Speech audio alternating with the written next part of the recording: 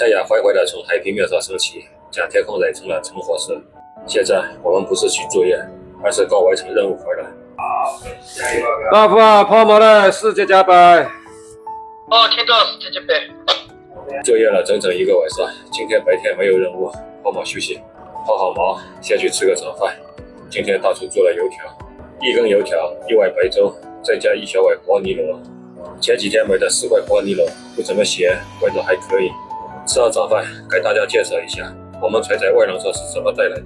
大型的虾子船在主甲板上很少有带缆桩，我们船靠在装箱船的外道，缆绳只能带在立柱上，立柱又大又高，缆绳不能直接套在上面，需要通过吊带或者钢丝把缆绳的琵琶头和立柱连接在一起，增加了带来的难度。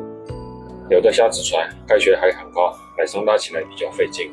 在大型虾子船上带缆绳，4、5个人带1根缆绳，至少要10几分钟。在大船外道靠谱，难度最大的就是带缆绳，带来的时间越长，靠谱的风险就越大。